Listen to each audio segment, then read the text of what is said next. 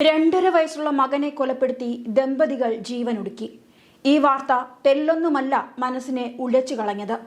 രോഗം അർബുദമാണ് എന്ന് തിരിച്ചറിഞ്ഞയുടൻ ചികിത്സിക്കാൻ പണമില്ലാതെ ഒരുപാട് പ്രതീക്ഷയുള്ള കുഞ്ഞുമകനെയും കൊണ്ട് ഇതാ ഒരച്ഛനും അമ്മയും ലോകത്തോട് വിട പറഞ്ഞിരിക്കുന്നു. നമ്പർ 1 ചികിത്സാ കേന്ദ്രങ്ങളുള്ള നമ്മുടെ നാട്ടിൽ ജനങ്ങളുടെ നികുതി പണം കൊണ്ട് മന്ത്രിമാരും ശിങ്കിടികളുമൊക്കെ വിദേശത്ത് ഉന്നത ചികിത്സ തേടി പോകുന്ന നാട്ടിലാണ് നിത്യവൃത്തിക്ക് പണമില്ലാത്തവൻ രോഗം വന്നാൽ ചികിത്സിക്കാൻ പണമില്ലാതെ ആത്മഹത്യ ചെയ്യേണ്ടി വരുന്നത് എന്നത് കരളലിയിക്കുന്നു. മയ്യനാട് വലിയ വിള അജീഷ് ഭവനിൽ അജീഷ്, ഭാര്യ സുലു, ഏക മകൻ ആദി, 2.5 വയസ്സുള്ള ആദി എന്നിവരാണ് മരിച്ചത്. ദമ്പതികളെ വാടക വീട്ടിലെ കിടപ്പുമുറിയിൽ തൂങ്ങി മരിച്ച നിലയിലും കുഞ്ഞിന്റെ മൃതദേഹം അതേ മുറിയിലെ കട്ടിലിൽ തന്നെ ആണ് കണ്ടെത്തിയത്. രക്താർബുദം സ്ഥിരീകരിച്ച കുടുംബത്തിന്റെ സാമ്പത്തിക പ്രതിസന്ധിയാണ് ഈ കൃത്യം ചെയ്യാൻ പിതാവിനെ പ്രേരിപ്പിച്ചതെന്ന കുറിപ്പ് പോലീസ് കണ്ടെടുത്തിട്ടുണ്ട്. അജീഷിന്റെ മാതാപിതാക്കളായ അനിൽകുമാറും ലൈല ദേവിയും ദമ്പതികൾക്കൊപ്പമാണ് താമസിക്കുന്നത്. രാവിലെ 9 കഴിഞ്ഞിട്ടും അജീഷും ഭാര്യയും ഉണരാത്തതിനെ തുടർന്നാണ് അനിൽകുമാറും ലൈല ദേവിയും അയൽവാസികൾക്കൊപ്പം കതക് ബലമായി തുറന്നു നോക്കി. അപ്പോഴാണ് മൂവരുടെയും മൃതദേഹങ്ങൾ കണ്ടത്. ഇവരെ പോലെ നിരവധി പേരുണ്ട് നമ്മുടെ ഇടയിൽ. ഈ അർബുദം എന്ന ക്യാൻസർ എന്ന ഈ വലിയൊരു അസുഖം സ്ഥിരീകരിച്ചാൽ പിന്നെ ഭയത്തോടെ ഭീതിയോടെ കഴിയുന്നവർ. ഇവർക്കൊന്നും മരണഭയമല്ല സത്യത്തിൽ. അസുഖം ചികിത്സിക്കാൻ പണമില്ലാതെ തെരുവിൽ തെണ്ടേണ്ടി വരുന്ന മാനസിക സംഘർഷമാണ് സത്യത്തിൽ ഈ ദമ്പതികളുടെ ഈ ഒരു മരണത്തിന് കാരണം. ഇവർക്ക് ആദ്യം ഒരു കുഞ്ഞുണ്ടായിരുന്നു, ആ കുഞ്ഞ് മരണപ്പെട്ടു. അതിനുശേഷം ആറ്റുനോറ്റുണ്ടായ ഒരു കുഞ്ഞാണ് ആദി. ആദിയെ ഇവർക്ക് കൊല്ലാൻ പ്രേരിപ്പിച്ചത് എത്രത്തോളം വലിയൊരു മാനസിക സംഘർഷത്തോടെയാണ് എന്നുള്ളത് ആലോചിച്ചു കൊള്ളുക. ഈ ക്യാൻസർ എന്ന അസുഖത്തിന് സഹായം കിട്ടാൻ അത് ഗവൺമെന്റ് തലത്തിൽ തന്നെ ഉറപ്പാക്കുന്ന സംവിധാനങ്ങൾ വരണം.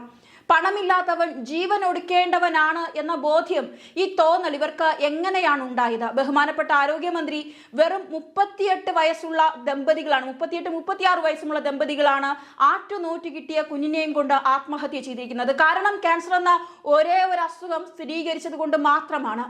കേരള ക്യാൻ എന്ന ക്യാൻസറിന്റെ ബോധവൽക്കരണവും ക്യാൻസർ രോഗികളെ ചേർത്ത് നിർത്തലും പോലുള്ള പരിപാടികൾ ആഡംബരത്തിലൊക്കെ ചെയ്ത് തീർക്കുമ്പോൾ സത്യത്തിൽ നമ്മുടെ കുടുംബത്തിന്റെ സാമ്പത്തിക അടിവേരിളക്കുന്ന ഈ അസുഖത്തിന് സർക്കാരിന്റെ ഭാഗത്ത് നിന്ന് എന്തെങ്കിലും ഒരു കൈത്താങ്ങ് നൽകുന്നുണ്ടോ? വില കൂടിയ മരുന്നുകൾ ഓരോ ആഴ്ചയിലും അല്ലെങ്കിൽ മാസത്തിലും ഒക്കെ 2-3 തവണ എടുക്കുകയുമോ? കയ്യിൽ പണമില്ലാത്തവർ, നിത്യവൃത്തിക്ക് വരുമാന മാർഗം പോലും ഇല്ലാത്തവർ, ആരോഗ്യം സംരക്ഷിക്കാനായി ആശുപത്രിയിൽ കയറി ഇറങ്ങേണ്ടി വരുന്ന സമയത്ത് ഇവർക്ക് ജോലി ചെയ്യാൻ കഴിയുന്നില്ല. അങ്ങനെ മുഴുവനായി തകർന്നടിഞ്ഞ് ഇവരെല്ലാവരും മരണത്തിലേക്ക്, അവസാനം ഇതാണ് തങ്ങളുടെ വിധിയെന്ന് അനുമാനിക്കുകയാണിത്.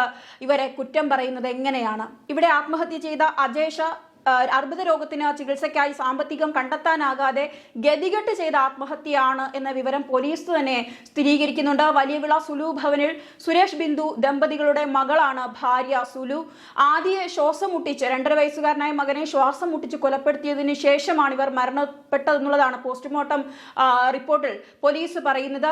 തിരുവനന്തപുരം RCCയിൽ നടത്തിയ പരിശോധനയിലാണ് അജീഷിന് രക്താർബുദം സ്ഥിരീകരിച്ചത്. 2 ആഴ്ച മുൻപാണ് ഈ സംഭവം ഉണ്ടായത്. തുടർ ചികിത്സയ്ക്കായി കഴിഞ്ഞ ദിവസം ആശുപത്രിയിൽ പോകേണ്ടിയിരുന്നു. കുറച്ചുകാലം ഗൾഫിൽ ജോലി ചെയ്തിരുന്ന അജീഷ 1 വർഷം മുൻപാണ് മടങ്ങിയെത്തിയത്. തുടർന്ന് വക്കീൽ ഗുമസ്തനായി നാട്ടിൽ ജോലി ചെയ്തു വരികയായിരുന്നു. ദമ്പതികളുടെ ആദ്യ ആൺകുഞ്ഞ് നേരത്തെ തന്നെ മരിച്ചു. പിന്നീട് ഏറെ ചികിത്സയ്ക്ക് ശേഷമാണ് ആദി പിറന്നത്. ജനനം മുതൽ ശാരീരിക ബുദ്ധിമുട്ടുകൾ ഉണ്ടായിരുന്ന കുഞ്ഞിന്റെ ചികിത്സയ്ക്കായി ലക്ഷങ്ങൾ ഇവർ ചിലവഴിച്ചു. വീടും പറമ്പും വിറ്റാണ് കടങ്ങൾ തീർത്തതെന്നുള്ളതാണ് ബന്ധുക്കൾ പറയുന്നത്. 3 വർഷമായി വാടക വീട്ടിലാണ് ഇവർ താമസം. കുഞ്ഞിന് തലയിലൊരു മുഴയും മറ്റു രോഗങ്ങളുമൊക്കെ ഉണ്ടായിരുന്നു എന്നാണ് city police commissioner Kiran Nair പറയുന്നത്. എന്തായാലും പോലീസുകാരെല്ലാം സംഭവ സ്ഥലത്തെത്തിയിരുന്നു. വിവരം SHO KV രാജീവിന്റെ നേതൃത്വത്തിലാണ് ഇൻക്വസ്റ്റ് നടപടികൾ പൂർത്തിയാക്കിയത്. പാരിപ്പള്ളി മെഡിക്കൽ കോളേജിൽ പോസ്റ്റ്മോർട്ടം നടത്തി. വൈകിട്ടോടെ വലിയ വിളയിലെ സുലുവിന്റെ വീട്ടിലെത്തിച്ച മൃതദേഹങ്ങൾ പോളയത്തോട് ശ്മശാനത്തിലാണ് സംസ്കരിച്ചത്. കുഞ്ഞിനെ കൊലപ്പെടുത്തിയ ശേഷം ദമ്പതികൾ കിടപ്പുമുറിയിൽ തൂങ്ങി മരിച്ച വാർത്ത മയ്യനാട്ടുകാർ അറിഞ്ഞത് രാവിലെ 10 ഇതോടെ സ്ത്രീകളും കുട്ടികളും ഉൾപ്പെടെയുള്ള വലിയ ജനക്കൂട്ടമാണ് ഈ സംഭവം നടന്ന വീട്ടിലും പരിസരത്തുമായൊക്കെ തടിച്ചുകൂടിയത്. പലർക്കും സംഭവം വിശ്വസിക്കാൻ പ്രയാസമായിരുന്നു. കാരണം അജീഷിനെയും കുടുംബത്തിനെയും കുറിച്ച് നാട്ടുകാർക്കും ബന്ധുക്കൾക്കും നല്ല അഭിപ്രായം മാത്രമാണുള്ളത്. പിന്നെ എന്തിന് ഇവർ കടുങ്കൈ ചെയ്തു? ആ കുഞ്ഞിനെ എന്തിനെ കൊലപ്പെടുത്തി? അവന് അസുഖമാണെങ്കിൽ ചികിത്സിച്ച് ഭേദമാക്കരുതോ എന്നൊക്കെയായിരുന്നു നാട്ടുകാർ ഉയർത്തിയ ചോദ്യം. പക്ഷെ അവിടെ ഒരു കാര്യമുള്ളത്, ജീവിച്ചിരിക്കുമ്പോൾ കൂടെ ഇല്ലാത്തവരാണ് പലപ്പോഴും മരിച്ചു കഴിയുമ്പോൾ വലിയ വർത്തമാനമൊക്കെ പറഞ്ഞു വരുന്നത്. സത്യത്തിൽ പണം ഇല്ലാത്തവന്റെ അവസ്ഥ അത് ഇല്ലാത്തവന് മാത്രമേ അറിയൂ. അതിനോടൊപ്പമാണ് ഇത്തരത്തിലുള്ള ചികിത്സയ്ക്ക് കൂടെയുള്ള ചിലവുകൾ ഓർക്കുമ്പോൾ തന്നെ ഒരുപക്ഷെ അസുഖത്തെക്കാൾ, അവരുടെ ശാരീരിക ബുദ്ധിമുട്ടിനേക്കാൾ അവർ ഭയപ്പെടുന്നത് മാനസികമായി അവർക്ക് ഉണ്ടാകാൻ പോകുന്ന ബുദ്ധിമുട്ടുകളായിരിക്കാം. ഇനിയും ഇതൊന്നും ഒരിക്കലും സംഭവിക്കാതിരിക്കട്ടെ. എല്ലാവരും ഓർക്കേണ്ട ഒന്ന് മാത്രമാണ്, ആത്മഹത്യ ഒന്നിനും പരിഹാരമല്ല. മാനസിക ആരോഗ്യ വിദഗ്ധരുടെ സഹായം തേടുക, അതിജീവിക്കാൻ ശ്രമിക്കുക.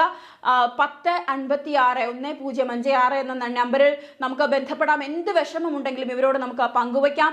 എന്തെങ്കിലും ഒരു പരിഹാരം കാണാൻ ഇവർക്ക് കഴിയും.